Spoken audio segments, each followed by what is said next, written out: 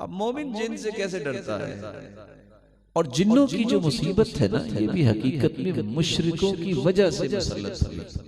آپ یہ نقطہ ذہن میں رکھیے، جن انسانوں سے ڈرتے تھے، لیکن کب الٹا کام ہوا؟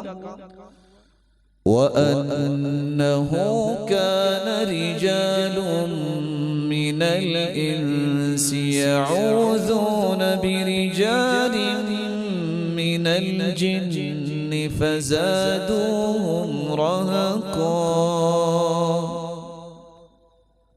مشرکوں نے جب سفر کرنا، کسی وادی میں رات رہنا، تو بجائے اس کے جن تو انسانوں سے ڈرتے تھے، تو مشرکوں نے کیا کہنا؟ اعوذ بسید ھذا الوادی، ہم اس وادی کے سردار جن کی پناہ لیتے ہیں کہ ہمیں کوئی تنگ نہ کرے۔ انہوں نے کہا ہاں ہم تو ان سے ڈرتے تھے، یہ ہم سے ڈرنے لگے ہیں۔ فزادوہم رہقا، تو جنوں نے انسانوں کو اور ڈرانا شروع کر دیا۔ تو جنوں کی مصیبت بھی آئی تو کدھر سے آئی ہے؟ بولے آپ میں سے کوئی جن تو نہیں بیٹھا ہو جو بولا نہیں؟ دیکھیے وہ بھی اللہ تعالیٰ کی مخلوق ہے، کچھ پتہ نہیں ہے، انسانی شکل تو اختیار کر سکتے ہیں۔ حدیث میں آتا ہے الجن ثلاثۃ اصناف، جنوں کی 3 قسمیں ہیں، حیات و عقارب، بعض جن بچھو بن جاتے ہیں اور سانپ بن جاتے ہیں۔ اور حدیث میں آتا ہے کہ جب گھر میں تمہیں اچانک سے کوئی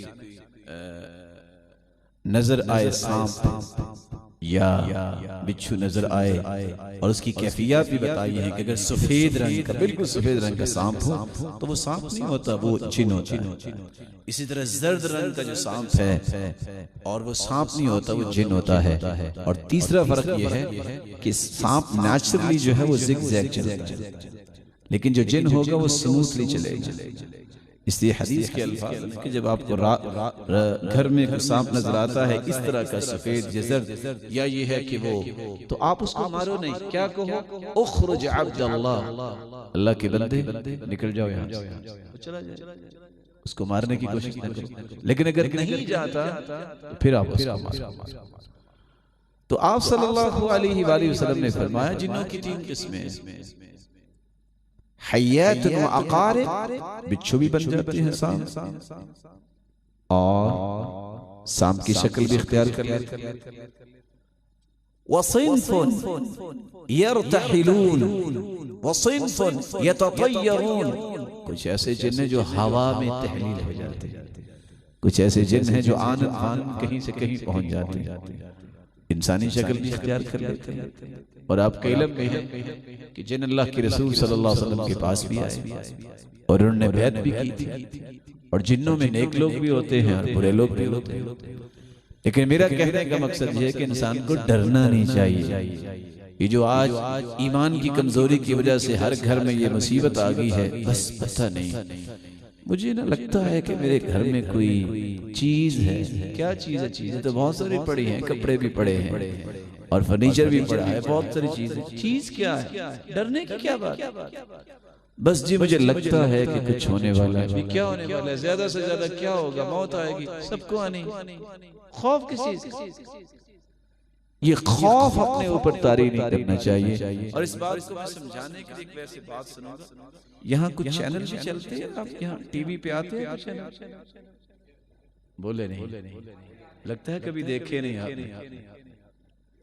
کبھی آپ نے بریکنگ نیوز کو سنی یا پڑھی یا دیکھی ہے آپ نے کہ کراچی کے جو جنوبی ایریا ہے وہاں 15 جن آئے، انہوں نے حملہ کیا اور 36 لوگوں کو اٹھا کے لے گئے؟ کبھی سنا؟ ایسا نہیں ہوتا۔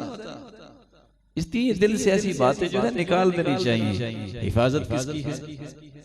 جو بندہ باوضو رہتا ہے، صبح و شام کے اذکار کی پابندی کرتا ہے، نماز با جماعت پابندی سے پڑھتا ہے، رب تعالیٰ اس طرح کی چیزوں سے اس کی حفاظت کرتا ہے۔